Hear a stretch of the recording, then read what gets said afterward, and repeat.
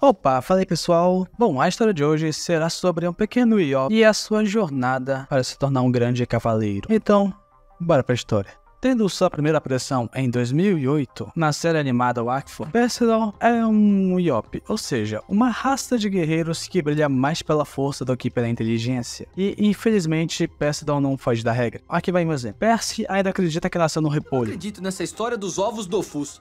Olha, eu nasci de um repolho e isso também é bem fantástico. Olha, Percy, por 5 km eu vou te contar um segredinho que vai mudar a sua vida. Coisa básica. Felizmente, Percival tem outras qualidades. Ele é honesto, corajoso e muito resiliente. Ele tem apenas 16 anos e, apesar da pouca idade, já é um cavaleiro da Ordem dos Guardiões de Chuchu. Ou seja, ele deve garantir que o Chuchu Rubilax, que está selado em sua espada, não saia. É uma tarefa difícil para alguém tão inexperiente. A infância de Percy. Bom, no especial Dofus Goltar Bazaar, lançada para a 5ª Convenção Ankama, a gente meio que descobre como Percival conheceu Goltar, e principalmente como conseguiu convencer Goltar a se tornar seu mestre, que não acredita mais na raça humana. Tá, nessa época aqui, Goltar não estava muito bem das ideias, estava meio puto com a raça humana, então é isso. Percy convenceu ele a se tornar seu mestre. Goltar tinha vindo prestar homenagem ao túmulo de sua família, e ficou francamente chocado ao descobrir que em sua aldeia natal estava acontecendo a Goltarização, uma espécie de festival sobre a lenda de Goltar, onde havia lojas que vendiam produtos variados, atividades de cosplay, uma espécie de convenção que explora sua imagem sem seu consentimento. Decepcionado ao descobrir que seus fãs são consumidores comuns que preferem receber uma lenda falsa em vez do verdadeiro Goltar, Goltar fica irritado e destrói tudo. É quando ele sai que percebe um jovem Yob chamado Percival. Goltar acha que precisa lidar com um fã ignorante, mas se surpreende ao descobrir que Percy nunca ouviu falar dele, e que ao vir para cá queria simplesmente participar da luta. Apesar da pouca idade e do pequeno tamanho, esse traço de caráter que mistura coragem e inconsciência interessou Goltar. Percival descobre então que foi ele que sozinho destruiu a convenção. Percy expressa sua admiração por ele e pede que ele o treine para se tornar um guerreiro forte como ele. Goltar, que há muito tempo não se interessa por seus iguais, parece emocionado com o pedido de Percival e acaba aceitando porque, ao contrário dos fãs na convenção, Percy não vê nele uma falsa lenda, mas simplesmente um guerreiro cuja força merece seu respeito. Goltar vai embora prometendo para Percival que voltará um dia para treiná-lo quando ele for mais velho. Então, avançando alguns anos na história, na primeira vez que Hugo e Percy se encontram, tudo de errado acontece. Primeiramente, Percival, que estava de boa relaxando em uma árvore, de repente foi atacado por um Polter, e para fugir da situação, ele deixou que Rubilax tomasse o controle do seu corpo, o que não foi uma ideia muito boa. Desse jeito, Rubilax acaba invadindo a pousada de Alibert e destruindo algumas coisas. Ele só toma o controle novamente quando Hugo retira o chuchu de sua testa. Para agradecê-lo por retirar Rubilax do seu corpo, ele começará a acompanhar Hugo e o ajudará a encontrar um antídoto para Alibert e os aldeões que foram vegetados pelos Polters. Para isso, eles seguem caminho para a Floresta Proibida, Uma donzela em perigo! onde encontram e ajudam Evangeline e Amália, que estavam sendo atacadas pelos Polters. Entrando mais na floresta, eles acabam notando que alguém já tinha passado por ali, pois algumas árvores estavam bem machucadas. E como a gente está vendo... Bom, a gente meio que sabe que foi o Nox. Tem um bocado de máquina aí, só o nosso Shelor favorito faria algo assim. Ele fez, né, na verdade. E o grande cavalo mole aparece, e graças a Amália, ele conta que a floresta havia sido atacada por máquinas e que elas haviam roubado o seu coração e a seiva de seus irmãos. E por esse motivo, os Polters estão transformando todos os humanos em árvores. Amália então cura ele, e ele cura os humanos, simplesmente assim. Depois que eles voltam para a aldeia, eles são abordados por Nox, que pergunta por Grugar Loragran, que eu vou abreviar para Grugar porque é nome difícil de falar. Como ninguém sabe onde Grugar está, Nox então começa a despenar Ice. Quando uma de suas penas começa a emitir uma mensagem para Hugo, Alibert, vendo Nox ameaçar seu filho, vai para cima de Nox. Ele até consegue derrubá-lo, mas Nox foge. Porém, antes de fugir, ele havia envelhecido Alibert. Para achar a resposta e uma possível cura para Alibert, Ruel, Amália, Evangeline, Percy e Hugo partem em uma jornada em busca da família de Hugo. Inclusive, foi nesse segundo episódio que o apelido Percy acaba surgindo pelo modo do conformal ao Percival. Avançando um pouco mais na história, acabamos entrando no arco de Gobble. E caso você me pergunte o que é Gobble, aqui vai em breve resumo. Gobball é um jogo disputado por duas equipes adversárias de 5 jogadores, onde a bola, semelhante em tamanho e formato a uma bola de futebol europeu, é tradicionalmente manipulada com as mãos e com passes aéreos. No entanto, no mangá Ball, no volume 1, é afirmado que desde a partida entre Real Goblin e Lamechest United em 981, os pés também são usados. Inspirados nos jogos de pés de Yogo, os tamanhos dos quadros variam, mas a mesma quadra fornece 53 km por 32 km como padrão. O objetivo do jogo é marcar pontos conseguindo touchdowns na zona inimiga, parecido com o futebol americano. Olha, explicação grande, né, mano? Bom, esse arco tá aqui pelo simples motivo de Percy ter feito um ponto contra seu próprio time em uma final. Ele, depois de se livrar dos adversários, ele simplesmente correu pro lado errado e marcou um ponto pro outro time. Assim, sendo o gol mais lindo e idiota da história do Gobball. Mas a partida, apesar de estar desfavorável para o seu time e a equipe adversária ainda está trapaceando, a partida vira a seu favor. Percy poderia ter marcado o ponto da vitória e entrado na lenda de uma forma mais gloriosa, mas preferiu carregar Yugo nos braços e colocá-lo no chão bem na frente do gol. Assim, foi Yugo quem marcou o ponto que fez seu time vencer a final. E o vídeo vai acabando por aqui, pessoal. Sim. E assim como eu fiz com o vídeo do Yugo, eu vou dividir esse vídeo em duas partes, porque ele ficou grande demais. Então, por favor, deixa o like para apoiar o canal e se inscreve para ver mais vídeos como esse. E não esquece de dar uma passada no meu canal de games, jogos, videogame, gameplays, e até a próxima. Foi. Tenha uma boa noite de canal. Mas vai ser vídeo de jogos. E é isso. Um beijo no coração de todos vocês. E até a próxima. Foi.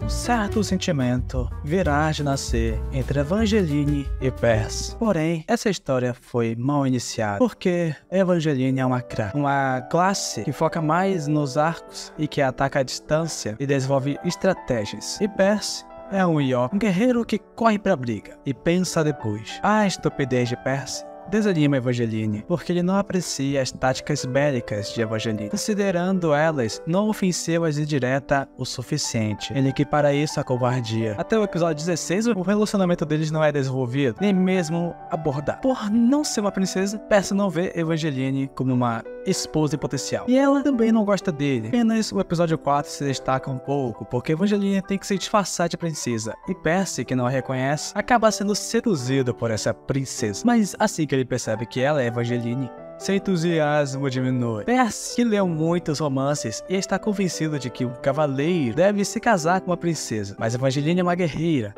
então ele não se interessa. Seguindo essa história, Percy abaixou ainda mais a expectativa de Evangeline, porque ele não só não a reconheceu, o que só prova a sua estupidez, mas ela o considera superficial, já que ele se seduziu apenas pela aparência dela. A partir daqui, os roteiristas acordaram, então as coisas acontecem de forma um pouco rápida. No episódio 18, testemunhamos a primeira onda de afeto de Percy por Evangeline. Ele começa admitindo que durante o episódio das princesas feias, Evangeline estava bonita de vestido.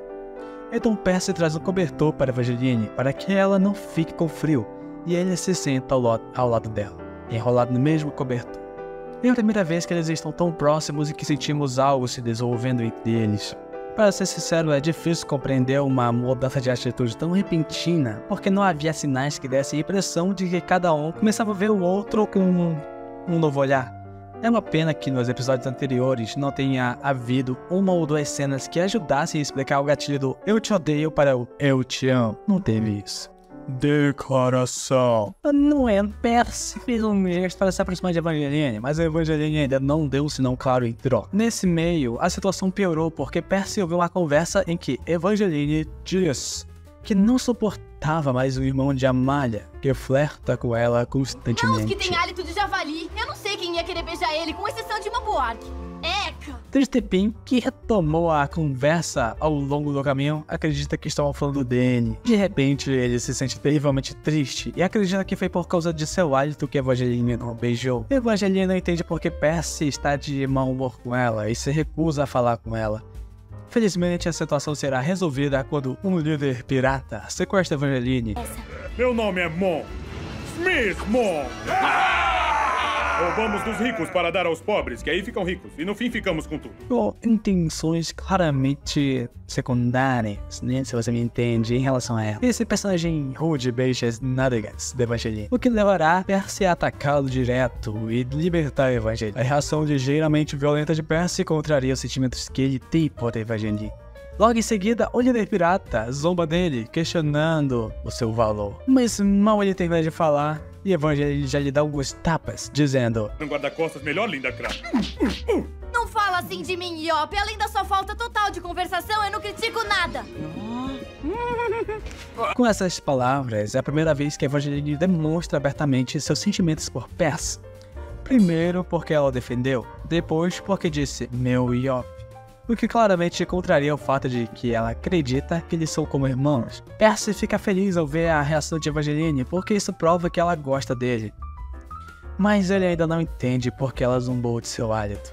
Evangeline esclarece esse mal-entendido, explicando que se referia ao irmão de Amália e não a ele. Com tudo isso passado, a única barreira que resta para Percy é a do status. Percy está convencido de que precisava encontrar uma princesa, mas Evangeline não é uma. Ele então pede conselhos a Ruel, se é bom que ele esteja com Evangeline. Ruel então diz que no amor o importante é encontrar uma bainha para sua espada. Mesmo que Percy não pareça ter entendido bem, ele pelo menos entendeu que não é problema que Evangeline não seja uma princesa, que ele possa, então, viver seu relacionamento ao máximo. A história de amor deles começou bem, mas o acidente arruinará seu relacionamento. Enquanto o príncipe Armand, irmão de Amália, e Percy se enfrentavam em um duelo, a luta decaiu. Armand perdeu a paciência e feriu gravemente Percy. Enquanto ele está deitado no chão, Evangeline levanta e diz que ele não precisa vencer essa luta para conquistar o coração dela. Armand, que também está apaixonado por Evangeline, acha difícil vê-la proteger Percy. Ele então provoca Percy dizendo que normalmente são os cavaleiros que protegem as donzelas, e não o contrário. Sutileza não é o ponto forte dos Iopes. Então Percy responde que pelo menos ele não tem um bafo de porco. Esta observação não foi sutil, mas teve o mérito de atingir onde dói. Armand então perde o controle de si mesmo, e seus ataques tornam-se tão excessivos que Percy quase perde a vida. Percy resolve se fundir com Rubilax para derrotar seu oponente. O resultado supera suas expectativas. Não só ele dá uma surra em Armand, mas também na guarda real sádida que tenta detê-lo. O problema é que ele não é mais ele mesmo. O motivo é que Rubilax assumiu o seu corpo. Amália, Ruel e Evangeline não têm escolha a não ser participar da batalha para tentar detê-lo. Mas nenhum dos três é forte o suficiente contra tal monstro. Evangeline aponta seu arco para Percy e tenta em vão argumentar com ele. Sua hesitação permite que Percy agarre sua mão quebrando seu braço e arco no processo. Depois, indiferente à dor de sua amada, continua seu progresso em direção a Armand, chegando na frente dele enquanto ele estava prestes a fazer Armand engolir seu orgulho com os punhos. Os soluços de Evangeline chegam aos seus ouvidos. O espírito de Percy é tocado profundamente em sua alma, o que lhe permite perceber que o que acabou de fazer com Evangeline. Ele não apenas a machucou, mas também quebrou seu arco. Que, caso você não saiba, para os Krys, o arco é algo sagrado. É um pouco como uma extensão de si mesmo. Projetar tal arma requer madeira especial e muito trabalho. O braço de Evangeline poderá ser curado, mas o arco não poderá ser reparado. Vendo isso, Percy percebe que a maior ferida que ele infligiu a Evangeline é provavelmente aquela que ele acabou de fazer no coração dela, e ele teme que essa ferida nunca cicatrize. A tristeza e a dor que Percy sente nessa situação permitem-lhe recuperar completamente o controle de seu corpo, e fugir para encontrar um lugar calmo onde possa retirar Rubilax do seu corpo. Ele deixa para trás um verdadeiro campo de batalha, guardas atordoados e uma Evangeline chocada e completamente paralisada pelo que acabou de acontecer. Bom, esse foi o vídeo, pessoal, espero que vocês tenham gostado. Não esquece de deixar aquele like, se inscrever no canal, compartilhar com algum amigo e fui! Não esquece de dar uma olhada nesses outros vídeos aqui também.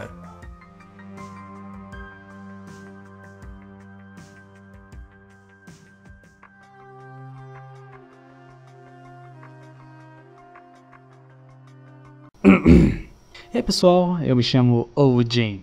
E dessa vez eu vou continuar a falar sobre o Percival. Bom, eu já fiz 2 vídeos onde eu falei sobre a jornada dele, mas eu não tinha terminado. Então, nessa terceira parte, eu quero colocar um desfecho na sua história, até que venha mais conteúdo para fazer uma 4ª parte. Então já deixa o like e se inscreve no canal para ajudar. E vamos para a história que nos aguarda. Para começar, vamos recapitular o que aconteceu anteriormente. Mais especificamente, quando o Percival está lutando contra Armand. A luta estava até que indo bem, mas Armand acaba ficando furioso e ataca Percival com toda a sua força, quase o matando. Percival então deixa Rubilax assumir o controle do seu corpo, o que acaba causando desastre na arena, com seus próprios companheiros tendo que entrar na arena para tentar parar Rubilax, mas todo esse esforço é em vão. Rubilax então quebra o braço de Evangeline e destrói seu arco. Apenas quando Rubilax está prestes a fazer Armand pagar por sua arrogância, que os soluços de Evangeline chegam aos seus ouvidos e Percival toma novamente o controle e foge da cena. A partir daqui, Percy não tem coragem de voltar, com medo de encarar seus amigos e a sensação de que falhou como amigo e como guardião de chuchus. Ele então renuncia ao seu título de cavaleiro e enterra Rubilax. Logo ele então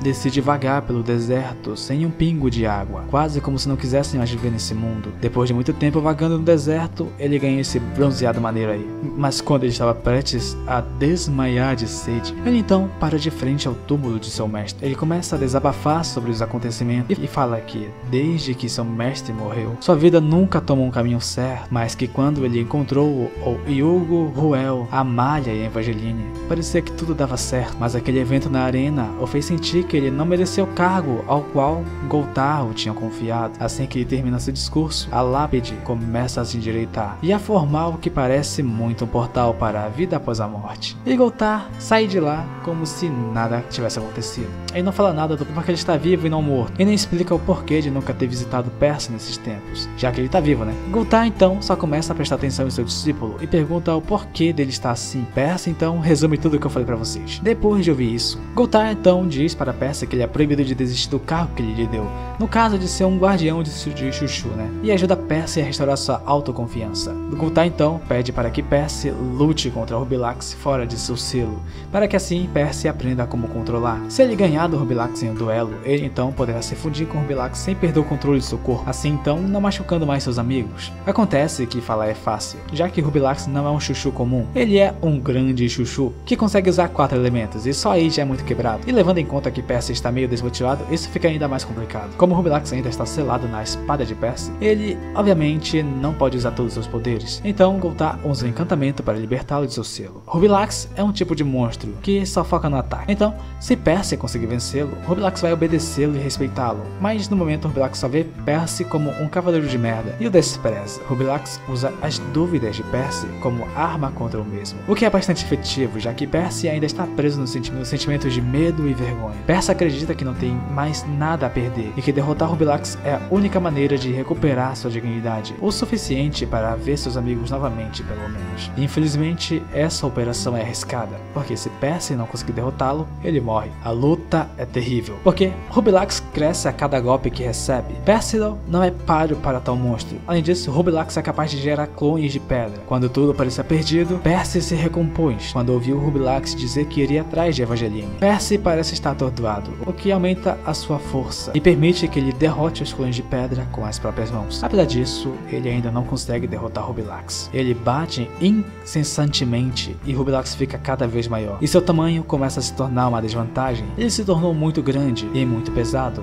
o que o faz afundar na areia. Aparentemente, Rubilax pode morrer sufocado, e para evitar a morte certa, Rubilax concorda em retornar à sua prisão, no caso, a espada de Percy. Goltar estava certo. Rubilax parece ter mudado um pouco de visão sobre o Percy.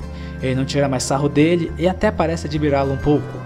Goltar assistiu a luta com interesse, mas ele silenciosamente se afastou quando percebeu que seu discípulo iria vencer. Nessa mesma luta, Percy ganhou marcas em seu rosto e em seu cabelo por causa da energia que os golpes de Rubilax tinham. Alguém se pergunta se a mudança de opinião de Rubilax é sincera ou se ele está fingindo admirar Percival porque tem medo dele. Não teremos a resposta até o episódio 25, no momento da morte de Percival. Com a morte de Percy, Rubilax não temia mais nada. Essa então era a oportunidade perfeita dele tirar sarro de seu guardião uma última vez sem medo de ter consequências. No entanto, Rubilax não dirá nada e seu olhar trará uma verdadeira tristeza, o que também nos dirá que ele acabou se apegando ao seu guardião.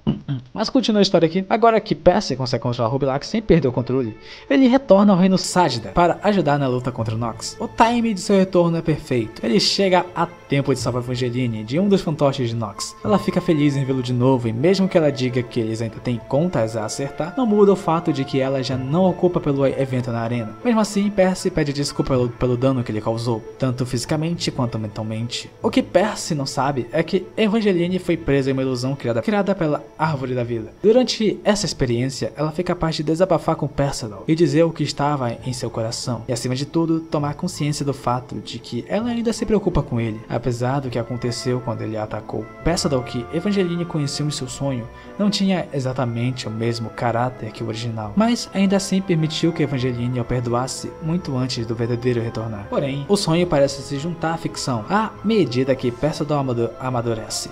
Ele está muito mais confiante e sabe como motivar seus amigos contra Nox. Ele está cada vez mais perto do personagem sonhado por Evangeline. O discurso não brilha com os argumentos que ele desenvolve, mas foi convincente e, acima de tudo, foi capaz de dar coragem a todos. Evangeline parece, pela primeira vez, realmente apaixonada. Quando todos se vão, ela segura Percival e diz a ele: É tão lindo quando fala bobagem. Ela o beija na bochecha, né? Na boca não. Esse momento é lindo e fofo demais. Mas não estamos aqui para falar sobre coisas fofas, porque no anime o episódio é meio complicado. Isso é porque eu estou falando da luta contra o Nox. Diante do poder que um dos seus robôs possui, Percy então se vê forçado a se fundir com Rubilax. O que dessa vez não deu errado, já que Rubilax deu o controle total do corpo para o Percy. Mas apesar do seu grande poder, ele não é páreo para o grande robôzão. Porém, quando o robô estava prestes a matar Evangeline e Amália, Percy se joga na frente e leva o laser com toda a certeza do mundo. Rubilax é então transformado à força em sua espada, o que nos mostra que Percival estava prestes a morrer, já que Rubilax só pode usar a fusão em seres vivos. Evangeline está começando a entender que dessa vez o seu Yopi não se recuperará. Percival também sabe que não estará por perto por muito mais tempo, e vendo o rosto desesperado de Evangeline, ele diz a ela: Eu não tô morrendo, Evangeline. Eu tô me tornando uma lenda. Então, ele fecha os olhos e morre nos braços da mulher que ama. Ele teve o final heróico que sempre quis, mas provavelmente não imaginou que o final de sua história seria acompanhado pelos gritos de dor de Evangeline. Enquanto Evangeline chorava sobre o corpo sem vida de Percy, o robô se juntou a ele e se preparou para atirar nele a queima-roupa. Evangeline, que não tem forças ou sequer vontade de lutar, ela então disse a Percival: Vamos nos tornar uma lenda juntos. Sua atitude mostra o quanto ela se apegou a ele. Mas ela não o acompanhará até a morte, porque Ruel chegou a tempo de salvá-la. Evangeline parece quase indiferente a esse resgate. Ela não consegue tirar os olhos de Percival, que morreu com um sorriso no seu rosto. É então que seu corpo se torna translúcido e se decompõe em partículas de luz. Ninguém entende o que aconteceu de verdade, mas esse fenômeno é um duro golpe para Evangeline, que vê o corpo de Percival evaporar sem ter sido capaz de enterrá-lo com dignidade. Depois da derrota de Nox, o reino Sádida está se recuperando do ataque. Algumas árvores foram replantadas e uma estátua de pedra foi erguida em homenagem a Percival. Enquanto isso, Evangeline não consegue superar sua morte. Ela então começou a escrever e ilustrar um livro sobre suas aventuras. Ela espera que, graças a esse livro, Percival entre na lenda, como sempre desejou.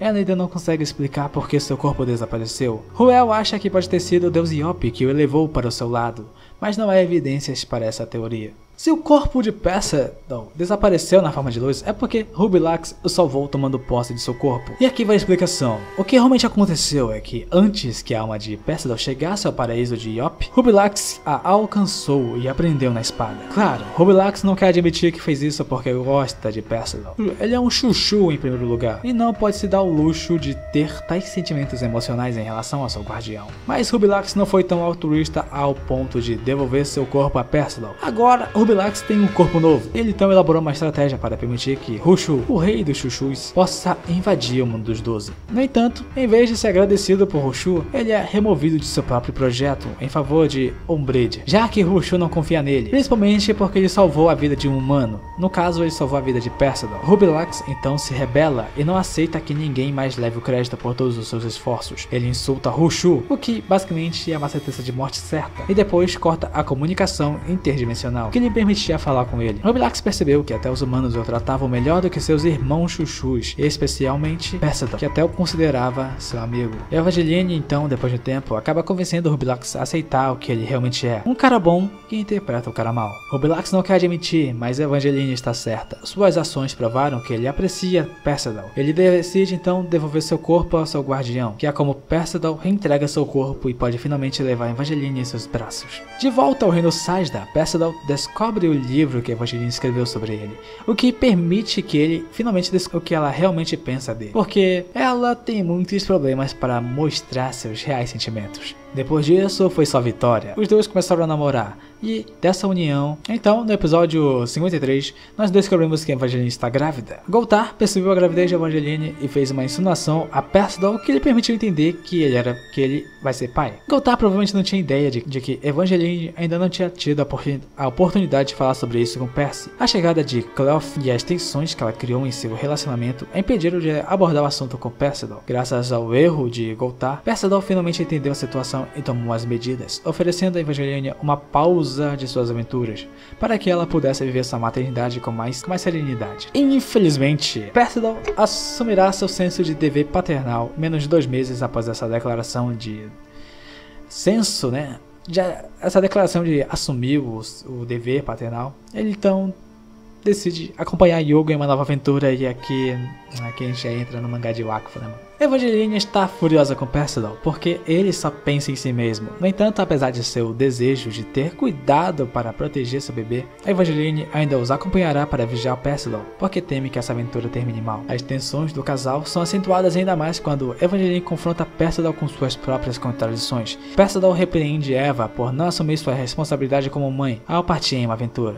Só que ele não percebe que ele também não está assumindo sua responsabilidade como pai ao arriscar sua vida nessa busca suicida. Nos episódios OVAs lançados em 2014, que se passa 6 anos após o final do mangá, Perseidon tem cerca de 23 anos, e vemos que Perseidon e Evangeline tiveram 2 filhos. Flop, um Kra de 6 anos de idade, e Elili, acho que é Elili, uma Iop de 5 anos de idade. Apesar de ter 2 filhos e morar junto, a Perseidon nunca conseguiu propor em casamento a Evangeline. Cada vez que ele tentava, o destino ia e fazia um evento aleatório brotar do nada, sempre frustrando suas tentativas. Evangeline finalmente entendeu as intenções de Perseidon, e vendo que ele não se atreve a tentar mais, ela sugere que ele proponha quando eles acabarem de derrotar os Cavaleiros das Trevas do Conde Arebong. Esse pedido não mudará nada em suas vidas, pois eles já moram juntos e têm filhos, mas Evangeline ainda parece dar muita importância a esse ritual de matrimônio. Ela concorda de bom grado em se casar com Perseidon, mas como sempre, um evento aparece, que no caso, é quando descobrimos que Perseidon é a reencarnação do deus Iop. Essa situação fica meio estranha, porque significa que ele é o pai de Goltar, enquanto ele também é seu discípulo. Rubilax explica que, anos atrás,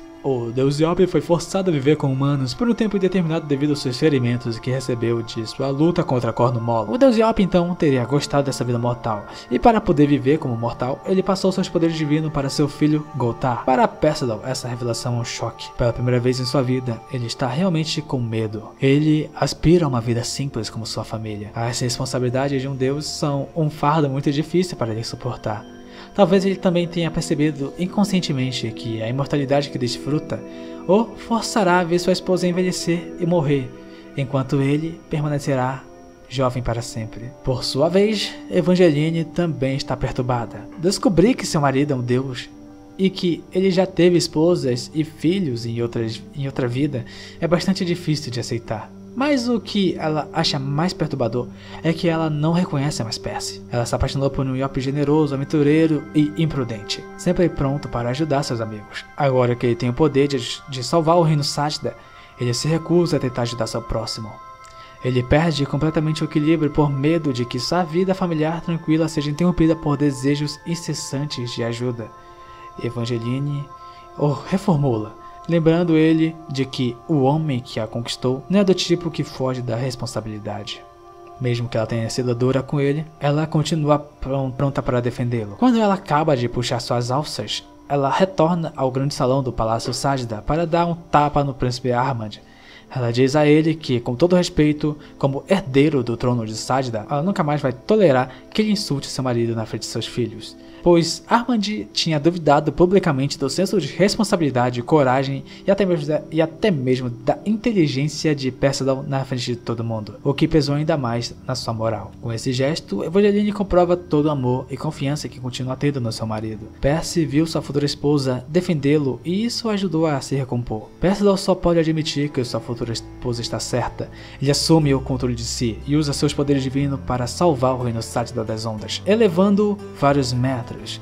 Então, tendo tomado consciência das responsabilidades que recaem sobre um deus, ele decide resolver o problema na fonte, indo enfrentar Ogresh sozinho para neutralizá-lo de uma vez por todas. Claro, como ele pode não voltar vivo dessa luta, ele sabe perfeitamente que Evangeline vai impedi-lo de arriscar sua vida. Então, ele diz para seus filhos quais são suas intenções, mas também para dizer-lhes o que parece ser um último adeus. Quando Flopin e Elile confessam a verdade para sua mãe, Evangeline começa a se arrepender de ter pressionado Percival a aceitar quem ele é. Os medos de Evangeline são bem fundados. Percival teria perdido a vida se Otomar e Yugo não tivessem lhe dado uma mãozinha. Os 12 deuses falharam em parar o Ogresh. Como Percival poderia ter feito isso sozinho? Percy retorna dessa luta com o braço faltando. Ele poderia tê-lo regenerado se tivesse concordado em recuperar todos os seus poderes divinos, mas ele preferiu deixá-los para Goltar. Ele espera voltar a uma vida normal com sua família. Mesmo que ele não tenha retornado inteiro, Evangeline fica muito feliz em encontrá-lo vivo. Eles acabarão se casando com grande pompa no reino de Sátida. Tudo parece ser o melhor, mas a verdadeira questão é: Percival se tornou mortal novamente ou ele continua sendo um deus, condenado a ver sua família envelhecer e morrer enquanto ele permanece jovem para sempre. Na terceira temporada, Percival e a sua agora esposa estão vivendo em paz junto de seus 2 filhos, enquanto aguardam a chegada de um terceiro. Mas essa paz é quebrada quando sua casa é atacada por 2 membros da Irmandade dos Esquecidos, que estão atrás de seus filhos para torná-los os futuros deuses Iop e Kra. Depois de levar a briga para fora, Adamai se junta à briga, e junto do Dofus Heliotrope, ele domina a luta, destruindo o arco de Evangeline no processo. Ele então segura Percy sobre um penhasco alto e usa sua conexão com Yugo para deixá-lo ver através de seus olhos, mostrando então Percy à beira da morte. Então, Adamai o joga do penhasco. Ele corre para se juntar ao pai, e ela e o pai caem no fundo do abismo. Adamai envia Po atrás deles, enquanto presumidamente traz Evangeline e Flopin para a Torre dos Sonhos de Orop. Percy fica inconsciente após a queda, e Elile o arrasta para dentro de uma árvore oca, onde ele pode descansar. Elile então luta contra Po sozinha, enquanto Percy faz um novo pacto com Rubilax para impedi-lo de morrer. Rubilax então se conecta com Percival, tornando-se seu braço perdido. Percy agora pode transformar seu novo braço em qualquer forma que ele quiser, como por exemplo, um punho gigante ou uma espada. Depois que Elile vence a luta contra Po, eles usam poções de recal para ir para a Torre dos Sonhos de Oropo, depois de se encontrarem com o resto da Irmandade do Tofu. Conforme eles escalam a torre, eles chegam ao nível Iop, e o semideus acaba sendo Dark Vlad. Ou, para quem viu meu vídeo falando sobre Goltar, você deve saber que Dark Vlad também é o Goltar. Percy fica para trás para lutar contra Dark Vlad, enquanto o resto da Irmandade, incluindo Elile, segue em frente. No processo de sua luta, eles destroem todos os pilares e todo o resto da torre desmorona sob Percy e Dark Vlad, que foi recentemente derrotado. A próxima vez que vemos Percy é quando a dimensão de bolso estava sendo destruída e quando Evangeline estava no da luz. Percy se reúne com o resto de sua família depois que seu filho nasce. Quando Yugo é transportado para o Hyperzap, Percy e Goltar vão se juntar à luta também. Então, Percy é transportado para Inglorium junto com sua família. E, infelizmente, o vídeo vai ficando por aqui. E, nossa, velho, isso aqui ficou muito maior do que eu estava esperando. Editar isso aqui vai ser meio complicado. Então, se você gostou, deixa o like, se inscreve no canal, comenta alguma coisa, ou... comenta alguma coisa, tipo, algum personagem que você gostaria de saber da história, ou se você gostaria de saber qualquer outro tipo de coisa. Pode ser qualquer coisa, animes, mangás, comics, qualquer coisa. Bom, até a próxima, fui! Se inscreve no canal.